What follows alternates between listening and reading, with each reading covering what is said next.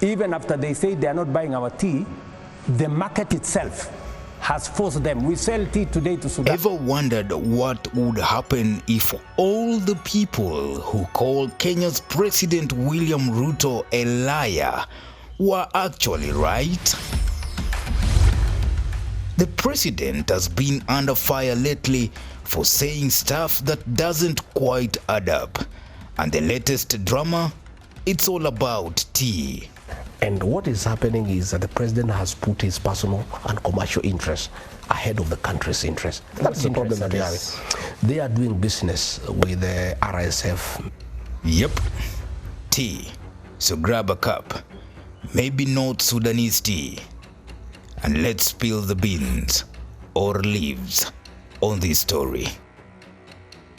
President William Ruto has been catching heat for months now. From promises about jobs to claims about the economy, people on X and beyond have been quick to call him out when the facts don't match the speeches. But the latest chapter in this saga is a real head scratcher. It's about Kenyan tea exports to Sudan, or according to some, the lack of them. Here's the deal. On Monday night, President Ruto sat down for an interview at Sagana State Lodge, that fancy spot in the Mount Kenya region where he's been rallying support. He was all smiles, talking about how Kenya's tea is still flowing into Sudan despite a big ban from Sudanese government. He said, and I quote, "Even after Sudan initially announced it would stop buying our tea, the market itself has compelled them to resume imports." Sounds like a win. Okay. Even after they say they are not buying our tea, the market itself has forced them. We sell tea today to Sudan. So there is absolutely no issue about selling of tea. And that is why we are making money in the tea sector. However, just a day later, Tuesday, April 1st, 2025, to be exact, the Sudanese embassy in Nairobi dropped a bombshell. They put out a press release saying, nope, that's not true. According to them, the ban on Kenyan imports, including tea, is still 100% in place. No Kenyan products have crossed their borders since March 11th, when Sudan's Ministry of Trade slammed the door shut. They even called Ruto's claim unfounded and inaccurate. That's what they said about the Kenyan president, and that is a diplomatic slap in the face. So what's behind all this? Why is Sudan so mad at President Ruto and Kenya that would force them to ban the tea from the country in the first place? Well, it's a messy story, and it goes back to March 2025. Picture this. Sudan has been stuck in a brutal civil war for years, with the army fighting this paramilitary group called the Rapid Support Forces, or RSF. Things got spicy when the RSF held a big conference in Nairobi. Yep, Kenya hosted them, and they even signed some kind of charter to set up a rival government. Sudan's leaders in Khartoum were not happy. They saw it as Kenya picking sides, and on March 11th, they hit back with a total import ban. No tea, no nothing from that country called Kenya. Fast forward to now, and that ban is still a big deal. Kenya's tea industry is massive, hundreds of billions of shillings every year, and Sudan was one of the top markets. When the ban hit, traders freaked out, especially traders from Mount Kenya region. There were reports of 27 tons of tea just sitting there, stranded on ships or in warehouses. Farmers were left wondering how they would sell their crops. And then Ruto comes out saying, "Don't worry, the market fixed it. Not me, not Ruto. The market itself fixed it." But if Sudan's telling the truth and nothing's getting through, what's really going on? If Sudan is right and the ban is still on, why would Ruto say otherwise?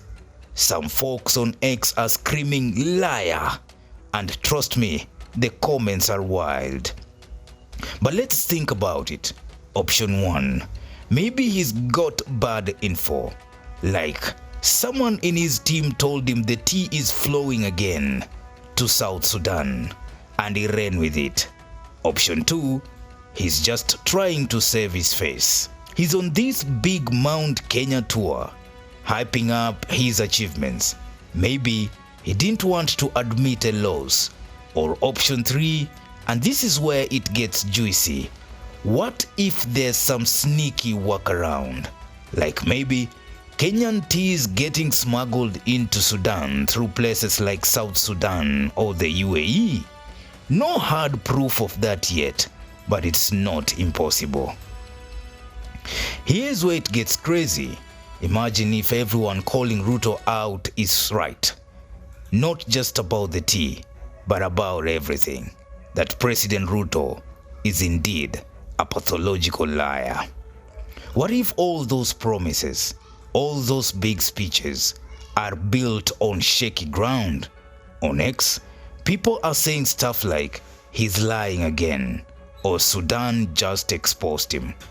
One post even claimed that the Sudanese embassy called him out by name. Though, to be fair, their statement didn't go that far. Still, if this tea story is a fib, what else might be? Jobs, roads, the economy. It's like pulling a thread on a sweater. How much unravels? They are doing business with the RSF chief of gold that is being gotten from that area, brought to Nairobi and taken to Dubai. And you can substantiate? Yes, I can. I have one time. And, you know, diplomatically, the president cannot invite Hamed here because he was vice president. And he asked me to invite him on his behalf. And he called me and said, sign this letter, invite Hamed here because I want to have a discussion. When was this? Sometime 2023. Okay. And I did invite Hamedi and welcomed him and delivered him to the president. There was nothing about Kenya. They were just discussing business, about gold, about such other things. You were in that meeting? No, I introduced him and then I was told to leave because it had nothing to do with Kenya. How do you know this then? No, I'm saying if it had anything to do with Kenya, I would have sat through the meeting. But I'm the one who, after they were through, I'm the one who took him to the airport and I inquired and they are doing business. So, Sudan was a huge buyer, think billions of shillings worth of exports. If that market is gone for good, prices could crash and small farmers might never recover. Traders are already begging the government to fix this. Some even asked for a 1-month grace period back in March to clear out stuck shipments. And diplomatically, Kenya and Sudan could be headed for a deeper rift. Ruto's been pushing Kenya as a peacekeeping powerhouse in East Africa, but if Sudan sees Kenya as enemies, that rep takes a hit. How are you, sir? I'm good, Mr. President. Thank you very much. But here's the big what if. What if this is just the start? If people stop trusting Ruto, really stop trusting him, what happens next? Protests? Chaos? A total shakeup in the region? On the flip side, maybe he doubles down, proves the doubters wrong, and gets that tea flowing again. Either way, this tea drama is more than just a trade spurt. It's a test.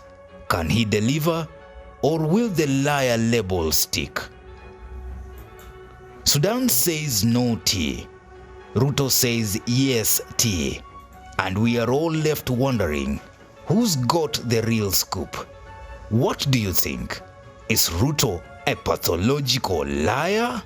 Or is there something we are missing? Newsroom, Maisha TV, Ushabi Jr.